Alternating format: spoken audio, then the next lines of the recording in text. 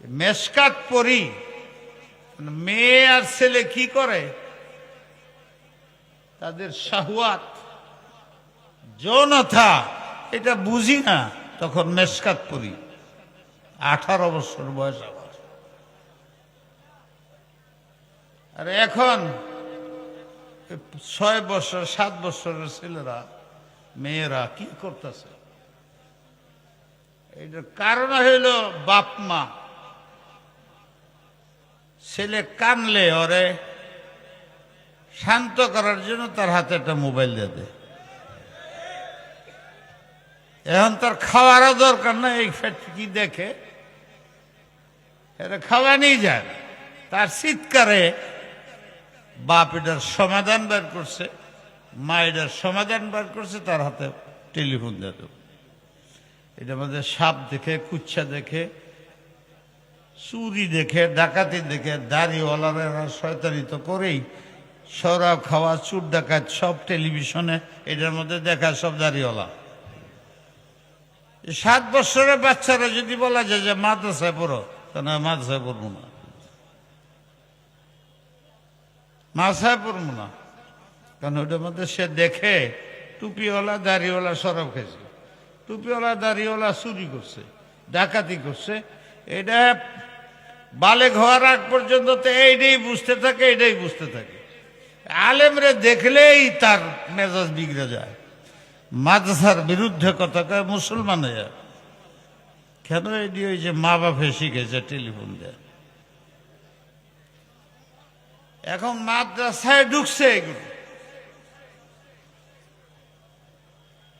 এটা তো হাসপাতাল, তো হাসপাতালের মধ্যে যা রুগী আইছে এরা ব্যক্তি, এই রুগী এখানে ডাক্তার সাহেব যে আছে উস্তাদরা,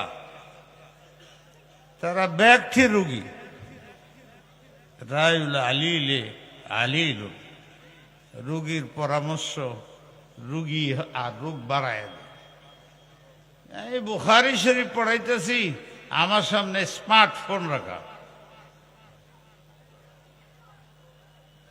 বুখারী পড়াইতেছি, এর মধ্যে টেলিফোন এসে গেছে, বুখারী বন্ধ করে ওই টেলিফোনে কথা বলতেছে। তো ছাত্ররা কি করবে? এই দেশের ছাত্র এখনো, আমি তো বলি এই যুগে যদি আমি হেদায়েতুন নবুয়্বত, আমার ভাগ্যে বুঝে দাওরার জুটত না। এই অবস্থা। সিনেমা হল দেখছি না, যাইতে হইলে ভয়ও লাগে, ব্যবস্থা করো, পয়সা হাইটা হইটা, বৎসরেও সুযোগ করা যেত না। কি সিনেমা দেখবা? ফটো নাই, কিছু নাই, সারা দেশে কিছু নাই। ওই যুগে আমরা লেখাপড়া করছি, কষ্ট হয় নাই, এই ঝামেলায় আমরা পড়ি নাই। কিন্তু এখন দেশটা এরকম হয়েছে, রাস্তাঘাট বাজার শহর তো রইল, খুব মাদ্রাসা হয়ে গেছে বাজার। যে হুজুর বৈশা রয়েছেন, বালিয়া মাদ্রাসায় যখন ছিলাম, একবার এই রুমে যায়, একবার এই রুমে যায়, শেষ রাত্রে। কেন? যেখানে শুই দেখা যায় শেষ রাত্রে জিকিরের আওয়াজে আমরা ঘুমাইতারি। ওই কোনায় গেলে হেনটা জিকির, ওই কোনায় যায় অন্য জিকির, ওই কোনায় যায় ওখানে জিকির। ঘুমাইমু কেমনে? কালকে সবলে ক্লাস করবো কেমনে? রাগারাগি করতে আমরা। আর 2 হজরত আসলেন, একটা বড় মাদ্রাসা নিয়ে গেলাম, রাতে 3টার সময় আমার ডেকে কয়, ये कहाँ ले आया मुझे, ये तो कब्रिस्तान है, ये मदरसा किसने कहा? 3:30 बज रहा है, ना कोई तिलावत, ना कोई जिक्र, ना कोई सिजदा, ना कोई दुआ। मुझे अभी यहां से लेके चलो, अल्लाह का अज़ाब नाज़िल होगा पूरे बांग्लादेश। রাত্রে ওনার কই যায়? আমি মাদ্রাসায় যাই, আজান দেয় না, ধরে আজান ভুল, নামাজ পড়াই ইমাম সাহেবরে ধরে, তোমার নামাজ ভুল। মানুষ তো বিশাল বড় থানভী সাহেবের খলিফা, লগে হাজার হাজার আলেম ঘুরতেছে, কিছু বলা যায় না। আমি একটা কথা শোনাইতেছি আর কি, কি করি আমি। আর আমি এলাম সবচেয়ে বসুল, খালি আমার ব্যান রাগ করে। পরে বুদ্ধি করলাম, বাঙালি বুদ্ধি, বাঙালিরা খুব শয়তানি বুদ্ধি করতে হবে। ভালো বুদ্ধি এদের নাই। ভালো বুদ্ধি হইলে তো এই যে মাছ ভাড়া হয়েছে, এরা যদি দাঁড়ায় যায় সত্যিকারের, আমার এই এলাকার মধ্যে গান হইতে দেব না। এই এলাকার মধ্যে বেপরদিগি চলবে না। এই এলাকার মধ্যে শরীয়ত সুন্নত বিরোধী কোনো কাজ করতে দেব না। আরো অনেক তো আপনারা জানেন, বলতে হবে না তো। আমরা দেশে তো নাই কিছু এই মাদ্রাসাটি ছাড়া, ওইটার ভিতরে ঝগড়া ফাঁসা ঢুকাই দেয় রাজনীতি অরাজনীতি ওলারা। চেয়ারম্যান নিয়ে, সদস্য পদ নিয়ে, মাথাব্বরি নিয়ে মারামারি করে মাদ্রাসার ঘরটা বাড়ায়। এটা যে জান্নাতের একটা টিকিট নেওয়ার জায়গা, এটা কেন জানি বুঝে না এরা। সব দিক দিয়ে নিরাপদ রাখা উচিত। এখানে মাথাব্বরি করা ঠিক না। পারলে হেনতে টিকিট কিনো জান্নাতে। এতগুলো লোক, এটি তো সব এই আশেপাশেরই বেশি। তারা যদি বলে এই এলাকায় শরাব খাইতে দিব না, মদ খাইতে দেব না, আমরা সরকার লাগে না, এমপি লাগে না, ওই এমপিও আইসা এই কথাই বলবে যে এলাকায় শরাব চলবে, নাহলে বুড়ি পাবে না। তখন ভোট পাবে যখন দাড়ি রাখবা, তখন ভোট পাবে যখন তোমার লেবাস উন্নতি হবে, তুমি তখন ভোট পাবে যখন তুমি 5 ওয়াক্ত নামাজি হবে। যে নামাজ পড়ে না সে আল্লাহর গাদ্দার। যে নামাজ পড়ে না, আল্লাহর সাথে বেঈমানি করে, সেই লোক কোনোদিন মানুষ এবং জাতির কল্যাণ, মানুষের জন্য ওয়াফাদার, তাকে ধোঁকা দেওয়া ছাড়া সে কোনোদিন মানুষের কল্যাণকামী হইতে পারে না। সে তো আল্লাহর সাথে শত্রুতা করে, আল্লাহর হক আদায় করে না, আল্লাহর বান্দার 60 বছর হক আদায় করবে না। ধোঁকা দেয়া বুট নিয়ে মন্ত্রী মিনিস্টার হয়ে, আর আমারও চিনবে না, আমারও চিনবে না। এলাকার মধ্যে প্রথম সে আসবে গান বাদ্য করে। কথাটা কি বলছি? যে লক্ষ মানুষ আপনার, এই 3 ভাগের 2 ভাগ তো কমপক্ষে এলাকার, অর্ধেকের বেশি যুবক আছ। আল্লাহ তোমাদের যুবক বানাইছে। তোমাদের কাছে আমি আশা করি, তোমরা আমার এইভাবে পরিচয় দিছো, আমি আসমানতে নেমে আছি। কইলাম যে 5-6 বার তো আইছি।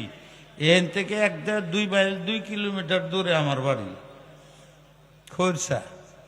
একবারও বললা না তোমরা আমাদের দেশের, আমাদের এলাকার, আমাদের মহাব্বতের মানুষ, সারা বাংলাদেশে উনি কাজ করেন।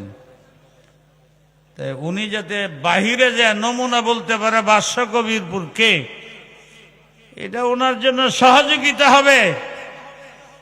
উনি আমাদের এলাকার মানুষ, এলাকার গৌরব কইবার কই না, এলাকার গৌরব। এটা ছিল আমার পরিচয় এখানে, যে আমি এই এলাকার। আসি নাই, আসতে পারি না, কিছু উজর তোমরাও জানো, আর আমি এটার জন্য ক্ষমাও চাই। কালকে বাল্যে ক্ষমা চাইছি, কিন্তু যা ভুল ত্রুটি হইতেছে কেউ দেয় না, আমি দেই। বাল্য মাদ্রাসা কইছি, তোমাদের এনেও বলতেছে, আমার এনে আসা যাওয়া থাকতো, তাহলে তোমরা বলতা না যে আমি ও বাহিরের। কিন্তু পরিচয়টা এমন ভাবে দিছ, বলতে পারলে না যে আমাদের এলাকার লোক। এলাকার ফকির নাকি এলাকায় ভিক্ষা পায় না, কিন্তু দেখায় দিতে তোমরা এলাকার ফকির ভিক্ষা পায় না, এটা কথা আগের ছিল। আমরা এলাকার ফকিরে সবচেয়ে বেশি ভিক্ষা আমাদের এলাকায় পায়। খালি চিৎকার দেওয়া শিখছ। আমারে ভিক্ষা দিবা, তোমরা দিবা? এই যারাও করে না, না জানি কি চায় ভাই। আমি ভিক্ষা কি চামু? খরচা সবাই যাও না, ভিক্ষা চাই না। কি ভিক্ষা চাই জানো?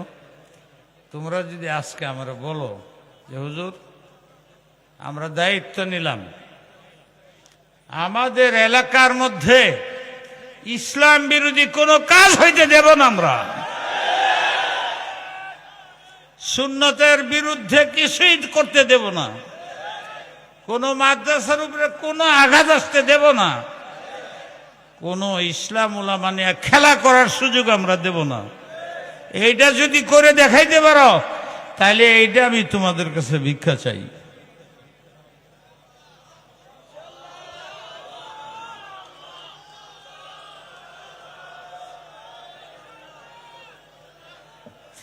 বলো তোমরা ইসলামের জন্য জান দিতে রাজি আছো কিনা? মাল দিতে রাজি আছো কিনা? ইজ্জত দিতে রাজি আছো কিনা? এর চেয়ে বেশি মালদার, বেশি ইজ্জতওয়ালা, বেশি জাহানওয়ালা হবে, আল্লাহ তোমাদের উপরে রহমত বর্ষণ করবে। এই মাদ্রাসা আরো বিশাল হয়ে যাবে। টাকা দিয়ে মাদ্রাসা হয় না, টাকা তো আল্লাহ ব্যবস্থা করে, এটার ব্যবস্থা তো আল্লাহ করতেছে। সারা বাংলাদেশের ব্যবস্থা আরো হইতো যদি আমরা গুনাহ না করতাম। বেঈমানি নামাজ পড়ে না, এর দ্বারা দুনিয়ার শান্তির আশা করা যায় না। হ্যাঁ, যাই বলে সবগুলো ধোঁকা। তোমরা বলো আমাদের এলাকায় আমরা এমন লোক চাই যে নামাজি হয়, এমন লোক হইলে ছাড়বো না, তারাই পাস করাবো। আর এরম লোক এই এলাকার মধ্যে মহাব্বতের সাথে, দরদের সাথে বাইরে বাইরে যাই আমরা গুনাহ, কবর পূজা, এই গান বাদ্য যেমনে পারি আমরা মিটাবো, হাত তুলে আমলে আদা করবো। এই ভিক্ষা তোমাদের কাছে চাইলাম। আর আমি ওই আয়াতটা পড়ে আমার কথাটা বলতেছি। ওই যে আমি বললাম যে তুমি যদি 20 বৎসরও নামাজ না পড়ে থাকো, 10 বৎসর না পড়ে থাকো, গুনাই করছো, ফরজ তরক করছো, কবিরা কবিরা গুনাহ করছো, কিন্তু আজকের সবাই তোমার বুঝে আসছে যে আমি কবরে, এই কবরটা যেতে হবে, আমার শরীরের কাপড়গুলো খুলে রেখে দিবে। আর অন্ধকারে হেন তো যাই হোক মাদ্রাসা ভাগ্যবান, ওনার বরকতেই মাদ্রাসা চলে। আরো বহুত বুজুর্গ এখানে ছিলেন, আছে, এলাকায় আছে, মুরব্বীরা আছে। এলাকাটার মধ্যে অনেক মুরব্বী ছিল আগে। এখন শূন্যতা দেখা যায়, আল্লাহ পূরণ করে দেখ।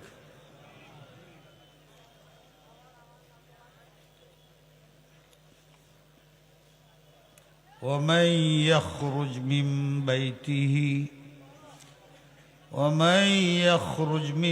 بيته مهاجرا إلى الله ورسوله ثم يدركه الموت فقد وقع أجره على الله। এই যে কোরআনের একটা আয়াত পড়লাম, হ্যাঁ, ومن يخرج من بيته مهاجرا إلى الله ومن يخرج من بيته مهاجرا إلى الله ورسوله ثم يدركه الموت فقد وقع أجره على الله। এখানে যাই অর্থ হোক, আমি সারাংশ বলতেছি। এটার একটা শানে নজরুল আছে। কেন এই আয়াতটা অবতীর্ণ হইল, এই জন্য অনেক জায়গায় শানে নজরুল পড়তে হয়, কিতাব আছে, এটি পড়তে হয়। ছাত্র এটি না পড়ে এটা দেয়, সময় নষ্ট করে। এক সাহাবী ছিলেন, হিজরতের পরে উনি মক্কায় ছিলেন।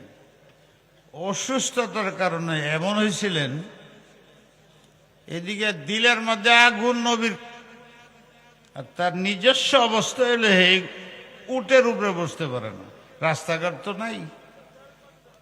এখন অনেক রাস্তা হয়েছে, তো 400-450 কিলোমিটার দূরে মক্কা মদিনার ডিফারেন্স। আর তখন 4-5 দিন উঠে যাইতে হইতো। এই পাহাড় তো এইদিকে কতক্ষণ, ওইখান থেকে এইদিকে কতক্ষণ, আবার কোনো পাহাড়ের উপর দিয়ে উঠতে হইতো। এইভাবে রাস্তা নাই, ঘাট নাই, ডাকাইতে ধরে মাইরে ফেলা, এইটা অবস্থা ছিল জাহেলিয়াতের। আমরা অন্ধকার যুগ কই, সব গুনার যুগ ছিল এটা। রসুলে পাক সাল্লাল্লাহু আলাইহি ওয়াসাল্লাম মদিনায়, এই সাহাবী এখানে তরফতেছে। ছেলে 4টা ছিল, আমার যেমনে পাও মদিনা লয়ে যাও। 4 ছেলে খুব ভালো ছিল। আজকাল তো সন্তানরাও এরকম হয়েছে, মা বাপের কোনো গুরুত্বই দেয় না। এটার জন্য আমি সন্তানদেরকে পরে দায়ী করি আর নিজেরে প্রথম দায়ী করি।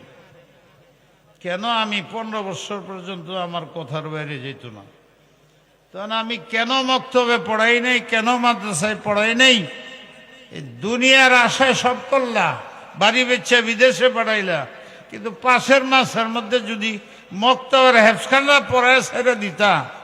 এক ওয়াইজের কাছে শুনছিলাম, সকালে যদি খিচুড়ি খাও, সারাদিন যাই খাও, ডেকুর আসলে খিচুড়ি আসে। মক্তব হেফখানার থেকে যদি পড়িয়া এরপরে ইউনিভার্সিটিও পড়ত, শেষ পর্যন্ত ঘুরে সে নামাজি হইত। কুল্লু শাইইন ইয়ারজিউ ইলা আসলিহি। কোরআন বুকে থাকলে, ইমান বিকে থাকলে বরফের মতন থাকে। এটা কোরআনেও আছে যে আমি প্রত্যেকটা মোমেন্টে মারিফত, আখিরাত, এলেম বিল কুওয়া এখানে দেয়া রাখছে। যেমন পকেটে পয়সা আছে, তার দিলে আল্লাহকে চিনা জানা, জান্নাতে যাওয়ার সব পথ, এলেম সব তার বুকে রাখা আছে খাজানা করে। পেট্রোল যেরকম বাইর করতে হয়, স্বর্ণরূপা মাটির গভীরে, পানির গভীরে থাকে, ডুবুরিরা বাইর করে আনে। ফিতরাতাল্লাহিল্লাতী ফাতারান নাসা আলাইহা লা তাবদীলা লিখালকিল্লাহ যালিকাদ-দীনুল কাইয়্যিম। আমি আল্লাহ স্বেচ্ছাচার না, স্বজনপ্রীতি না, সাহাবারে যে জিনিসগুলো সিনার মধ্যে দিছি, এই যুগ কিয়ামত পর্যন্ত যারা বসা আছে সবার দিলের মধ্যে এই জিনিসটা আছে। এখন কয়লা বাইর করতে হলেও মিস্ত্রি লাগে, মেশিন লাগে। ডুবুরি ছাড়া নদীর গভীরের থেকে সমুদ্রের ডায়মন্ড, স্বর্ণ ওঠানো যায় না। ফিনিশিং করার জন্য কোটি টাকা খরচ করতে হয়। মাটির নিচের খনিজ ও সবাই উঠাইতে পারে না। ঠিক তোমার সিনার মধ্যে এটি রাখা আছে। এটার মিস্ত্রি কারা, ফিনিশিং করবে কারা, এদের নাম রাখছি আমরা মাদ্রাসার উস্তাদ। এরা কাটা ছাড়া করবে, ওই যে মাটি আর গাদ ইত্যাদি দিয়ে যে এলেম মারেফত ঢেকে রয়েছে সিনার মধ্যে, এগুলো উস্তাদরা জিকিরের মাধ্যমে সরাবে, এলেমের মাধ্যমে সরাবে, তরবিয়তের মাধ্যমে সরাবে। তখন তার বুকের থেকে এই বাতি জ্বালালে অন্ধকার দূর যে আলোকিত হয়ে যায়, সে নিজেই দেখতে পাবে আল্লাহকে। আয়নার মধ্যে দাঁড়ালে যেরকম বাসে, তোমার সিনার মধ্যে জান্নাত বাসবে, জাহান্নাম বাসবে। এটা কাজটা উস্তাদরা করবে। একটু আগে আমি বলছিলাম মাদ্রাসা হলো এই কাজটার জন্য, কিন্তু আমি নিজেই তো রুগী, আমার হাতে তো এটা সরে না, তা আমার ছেলের চিকিৎসা আমি কেমনে করব?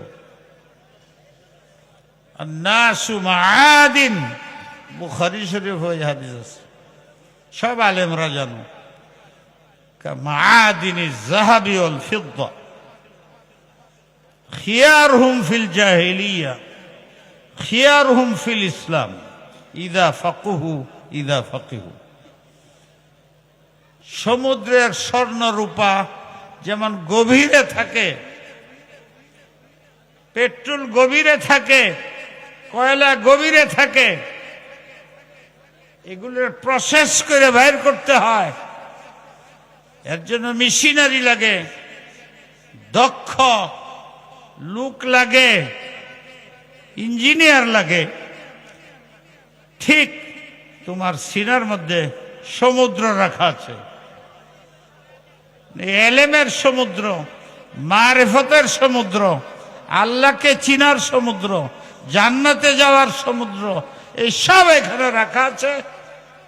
আল্লাহ দয়া করে আমাদের দেওবন্দের উলামায়ে কেরামরা জাযায়ে খায়ের দেখ, ওনারা একটা পার্টি তৈরি করে গেছেন, ওরা জানমাল ইজ্জত বিক্রি করে না খায়া আরেক দল আল্লাহ এতিম গরিব তৈরি করে দিছে। কই যাইবে এরা মাদ্রাসাতে আসে? এইভাবে লক্ষ লক্ষ কোটি কোটি ছাত্র বাংলাদেশে হাফেজ হয়, কারি হয়, সারা ওয়ার্ল্ডের ভিতরে চ্যালেঞ্জ করে তারা বাংলাদেশকে ইজ্জতের আসনে উঠেছে। সৌদি আরব পারে না, মিশরে পারে না, আমাদের ছেলেদের সাথে তেলাওয়াত করে পারে না।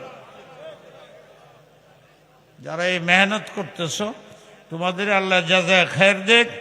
তবে একটা মনে রেখো, মুসাফাকা টাকার জন্য করো না, টাকার জন্য করো না, তাদেরকে আকৃষ্ট করার জন্য করো যে বাংলাদেশ লেখাপড়ার দিক দিয়া কত আগে আছে। হে আমার যুবক ভাইরা, এই যুবকের এই যৌবন্য তারুণ্যতা থাকবে না। আমারও ছিল নাই, আমারও ছিল নাই, আরো অনেক বৃদ্ধ আছে, করারও নাই। একদিন তোমারও এই অবস্থাই হবে, বন্ধুহীন, দুনিয়াতেই বন্ধুহীন হবে, আখিরাতের কথাই নেই, সালামও দিবে না, আল্লাহ কুল আল্লাহ পেরে সব রসনি। নিজের কাজ নিজে করে যাও। ভাইয়েরা আমার, এই আয়াতের মধ্যে বলা হয়েছে, বাবা বলতেছে আমি কিচ্ছু বুঝি না, তুমি আমাদের সন্তান, আমার জীবনের শেষ আশা পূরণ করো। আব্বা কিভাবে নেব? আপনি তো উঠে ঘোড়া কোনটাতেই বসতে পারেন না, কোনটাতেই তো আপনি বসতে পারেন না, রাও করেন না। যে কথাটা খেয়াল রাখেন, আমি এটা বুঝি না, আমার সন্তান তোমরা, আমার নবীর কাছে লয়ে যাও, এর আগে যেন আমার আত্মা না বাইর হয়। ছেলেরা কি করবে? তখন তারা এই যে বাঁশ দিয়া তা বানায়া বাফের এটার মধ্যে শোয়া একেবারে গলার থেকে নিয়ে এটি সব রশি দিয়ে বাঁধছে। বাপ ঘুরে পড়ে যায়, খুব শক্ত করে রশি দেব বাঁধছে, যাতে কাজে নিলে পড়ে না যায়।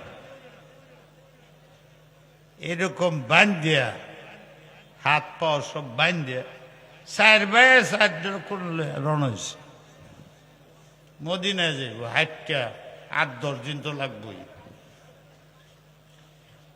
যারা হজ করতে গেছেন তারা জানেন, তানঈম একটা জায়গা আছে। আহা, তো আমার সামনে এরকম করলে আমি কি করব? যে সুন্দর কথাটা বলতেছি কাইটা যেতেছে বারবার। কি হয়েছে এখানে?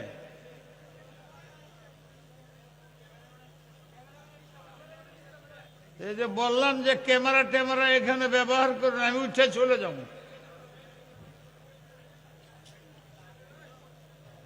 আমার দেশের মানুষেও এত সম্মান দিতে জানো না, তো অন্য মানুষ আমার সম্মান দিবে নাকি? আল্লাহ দিবে নাকি? এত অনুরোধ করতেছি, দুইটা কথা কইবার জন্য কষ্ট করে আইছি। আবার কালকেও যেতে, কালকেও মিটিং আছে, রাত্রে সবক আছে জামি ইসলামিয়াতে, 5.5 ঘন্টা আমার সবক পরে দিব, পরে আবার রাত্রে সভা করতে হইব, পরে আবার ঢাকায় সভা করতে হইব। এ তো আমার কথা আসার ছিলই না, বাকি আল্লাহ যে এনে রাখছে এই জন্য আইসি। আইসি তো মহাব্বতে, তোমরা যদি এরকম করো আমি কি করবো? কথা কাটতে যায় মধ্যে দেয়। এইভাবে 4 ভাই বাপের মার সাথে, ছেলেরা যুবকরা দেখো মা বাপের আশা ছেলেদের কিভাবে আদায় করতে হয়। কি বলবো আর, ছেলে মেয়ে মা বাপের সে বড় পীর পৃথিবীতে নাই। 1000 পীরে জানা, নবী বৈশা রয়েছে, নবী বলতেছে কালিমা পড়ো, কালিমা পড়ো, পড়ে না। আল্লাহ রসুল জিজ্ঞাসা তার মারে ডেকে, তোমার ছেলে কেমন? বলে এর সে ভালো ছেলেই হয় না। এইটা জিজ্ঞাসি না, তুমি খুশি নি? বলে না, আগে তো আমারই মানতো, বিয়া করার পরে তো শাশুড়ির দাম বেশি দেয়, বিয়া করার পরে তো বোন থইয়া শালিরারে দাম বেশি দেয়। এই মনের মধ্যে ব্যথা। নবী আলাইহিস সালাম বলছে, তোমার ছেলের মুখ দিয়ে কালিমা আমি মোহাম্মদ নবী হইয়া সাল্লাল্লাহু আলাইহি ওয়াসাল্লাম পারতাছি না। তুমি যদি ওরে মাফ না করো তাহলে আমি এক কাজ করি, খড়িয়ে এনে এই দুনিয়ার মধ্যে আগুন দিয়ে জ্বালাই দিই। হ্যাঁ কেন? কবরে গেলে তো কঠিন আযাব, আগুন লাগবে, এটা আমি লাগাই দিই। তখন মা চিৎকার, মা তো মাই, কারণ আমি মাফ করে দিলাম। যে মাফ করে দিছে হুজুর বলছেন পর কালিমা তাইয়্যিবা লা ইলাহা ইল্লাল্লাহ মুহাম্মদ, ফৌরান সে বলা আরম্ভ করে। এই হইল মা, এই হইল বাপ। আমরা আজকাল মনে করি অশিক্ষিত, মূর্খ, কিচ্ছু বুঝে না, খালি ক্যাটক্যাট করে। সাবধানে এরকম কথা বলো না। কিচ্ছুই যদি না পারো, আর মা যদি বাপ থাকে আজকে গিয়ে মাপ চাও, তোমার মা বাপ খুশি হয়ে গেলে তোমার দুনিয়াও ভালো হয়ে যাবে, আখিরাতও ভালো হয়ে যাবে। মার সাথে গ্যাঞ্জাম করে যত ভালো হইতেছে, এটি সব তোমার জন্য শেষকালে অবল হয়ে যাবে জাহান্নামে। কান্দে লয়ে যাইতে যাইতে তানিম পর্যন্ত গেছে। এক রেওয়ায়াত অনুযায়ী আমি বলতেছি, ওখানে যাওয়ার পরে 3.5 কিলোমিটার ওখানে হযরত আয়েশা সিদ্দিকা নামে মসজিদ আছে। উমরা যারা করে ছোট উমরা ওখান থেকে করে, আর বড় উমরা জেরান একটা জায়গা আছে ওখান থেকে করে। ওখান থেকে সব হাজিরা উমরা করে। তানিম এখানে যাওয়ার পরে এই লোকটা মারা গেছে। আল্লাহ রসুল পর্যন্ত যাওয়া হইল না। এত আশেক ছিল আল্লাহ রসুলের, পৌঁছতে পারে নাই। এরা না পৌঁছতে পারলো, জিবরিল পৌঁছে গেছে। এখানে জিবরিল আসে নাই, জিবরিল গেছে আল্লাহ রসুলের কাছে, যা বলছে তুমি জানো কি, তোমার এক আশেক ঘোড়ার উপরে থাকতে পারে না, উটের মানে যানবাহনে উঠতে পারে না, তার আশা তোমারে দেখবে। ছেলেদের বলছে কোন রাস্তা না পায় এইভাবে বান্ধা বুন্ধা আসছিল, তানিম পর্যন্ত আসার পরে মৃত্যু হয়ে গেছে। আল্লাহ পাক একটা আয়াত দিয়ে আমারে বাড়াইছে। কি আয়াত? আল্লাহ বলছে তোমারে শোনাইবার জন্য, وَمَن يَخْرُجْ مِنْ بَيْتِهِ مُهَاجِرًا إِلَى اللَّهِ وَرَسُولِهِ ثُمَّ يُدْرِكْهُ الْمَوْتُ فَقَدْ وَقَعَ أَجْرُهُ عَلَى اللَّهِ। যদি কেউ নবীর সাথে দেখা করতে যায়, সবচেয়ে বড় ইবাদত নবীর জিয়ারত। কে জানি আমার আগে জিয়ারতের সম্বন্ধে বলছে, মোহাব্বতের জিয়ারত। যারা এটা ভুল বুঝে তাদের বোঝা উচিত, নবী না এলে মদিনার পয়দা হইত না, মক্কাও বোধহয় পয়দা হইত না, দুনিয়ায় বোধহয় সৃষ্টির প্রয়োজন ছিল না। সমস্ত উম্মতে মিলে আল্লাহর আবদিয়ত পুরা করতে পারে নাই। আল্লাহ রসুল আসছেন, এরপরে ঘোষণা করছে যে আমার আবদিয়তের যে দাবি, যেটার কারণে পৃথিবীর মানুষ তৈরি হয়েছে, মুহাম্মদ সাল্লাল্লাহু আলাইহি ওয়াসাল্লাম তোমার মাধ্যমে এটা পরিপূর্ণ হয়েছে, সব উম্মতকে আমি বলে দিলাম আবদিয়ত পুরা হয়েছে। তার ভালোবাসা, তার মোহাব্বত না হইলে ঈমানই থাকে না। বুখারীতে হাদিস আছে। যাই হোক, এই আয়াতের অর্থ হইল তোমার কাছে আসা, তোমার হাতে ধরা, তোমার কাছে বায়াত হওয়া, তোমার সুন্নত পালন করা, এটার জন্যই আমি পৃথিবীতে মানুষ তৈরি করছি। আর সেই তোমার আশেক রাস্তায় তোমাকে দেখতে পারে নাই, মারা গেছে। তা আমি আল্লাহ ঘোষণা করতেছি দুইটা। একটা হইল সে না আসতে পারলেও, তোমার পর্যন্ত না আসতে পারলেও তার নিয়তের বরকতে তোমার সাথে আসা, সাক্ষাৎ করা, দেখা করার যে সওয়াব পরিপূর্ণ দান করে দেয়। এটা তো হলো তার ব্যক্তি। সাহাবারা এরকম ছিলেন, একটা ব্যক্তি কোনো একটা কাজ করত, তো ওইটা যখন আল্লাহ কবুল করতেন, ঘোষণা করতেন, তখন এইটার পুরা উম্মতের জন্য নেয়ামত হিসেবে দিয়ে দিতেন। এখন ওই সাহাবীর বরকতে, ওর এশকের বরকতে পৃথিবীতে যত মানুষ কালিমা পড়বে আর এলেমের জন্য বের হবে, আমলের তাজকিয়ার জন্য বের হবে, দাওয়াতের জন্য বের হবে, কোরআন শরীফ পড়ার জন্য, মাদ্রাসার জন্য বের হবে, মসজিদের জন্য বের হবে, খানকার জন্য বের হবে, মরণের পরের পুঁজির জন্য বের হবে। ওরা যদি হাসিল নাও করতে পারে, 20 ওয়াক্ত নামাজ, 20 বছরের নামাজ বাকি, এইটার জন্য বের হয়েছে, শুরু করে দিছে, ওইটা শেষ করতে পারে নাই, ফাকাদ ওয়াকা আজরুহু আলাল্লাহ। আল্লাহ বলেন যে আমল শুরু করছে, পুরা করতে পারে নাই, এইটি সব অতীত সহ মাফ করে ধরে জান্নাতি ঘোষণা। ভাইয়ারা আমার, কথাগুলি তো সারাত্রি বলতে হবে। তো মা বাপের সম্মান করতে রাজি আছেন? আজকে যে মা বাপ যারা আছে তার কাছে মাপ চাইবেন, রাও করেন না কে? মাপ চাইবেন। বোঝা যাইতেছে ব্যক্তি মা বাপের সাথে খারাপ ব্যবহার করে। হ্যাঁ, তো সবাই মাপ চাইবেন কোনটা? বলবেন যে হুজুর আমি আমার মার প্রিয়, মাকে ছাড়া বাবাকে ছাড়া কিছু বলি না। তোমরা তো সবাই বলবে মাপ সমুজে। যাই হোক, কথার মধ্যে ভুল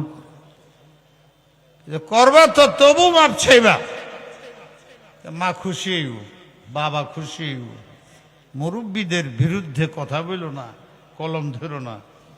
আজকাল মিডিয়ার কারণে পরে বুঝে যে আমি ভুল করছি, বোধ পত্রিকায় এসে গেছে, কিয়ামত পর্যন্ত তুমি 1000 তওবা করো, দৈনিক 2 দিন পরে, 1 মাস পরে পরে বাইরেতে থাকবো, তুমি অমুকের গালি দিছ, অমুকের গীবত করতেছ, ওনার প্রতি বদগুমানি, এটি সব ওলামায়ে সুর আলামত। তো একটা সাইড ছিল, আমি শেষ করে দিলাম। আর কোনো কাজ আছে? আমার কি বললো বুখারীর কথা? হ্যাঁ, বল না বললে আমি তো ওয়াজ করতেছি, এইভাবে কথার সময় কাটাবো। বলো এই কথা যে এখন এই কাজ করবে, কিচ্ছু বলবে না। হ্যাঁ, বুখারী শরীফের খতম হবে, এটা চুপচাপ থেকে শুনতে রাজি আছেন? শুনলাম যে 80 বছরের। 80 বছরে তো আমার জন্মের আগের থেকে শুরু হয়েছে। হ্যাঁ, বিশাল ব্যাপার।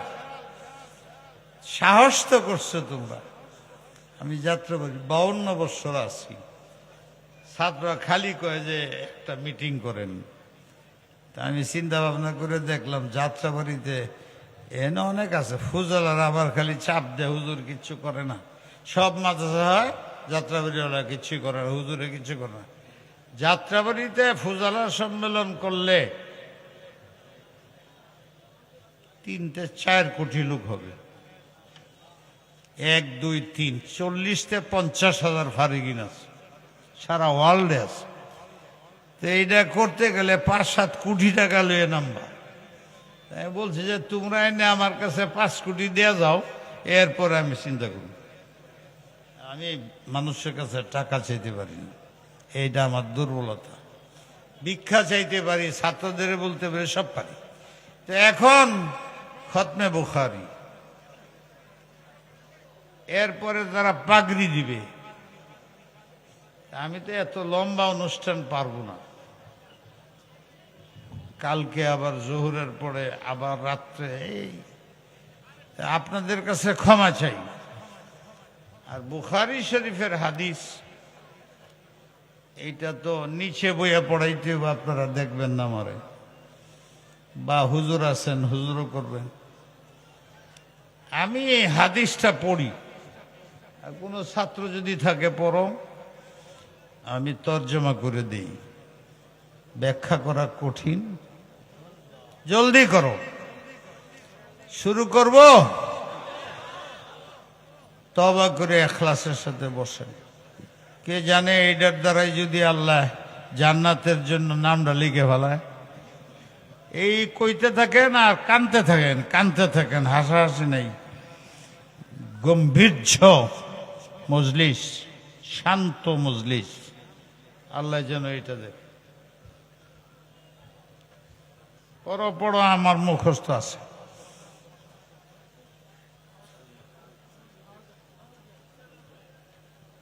বিসমিল্লাহ পড়ো।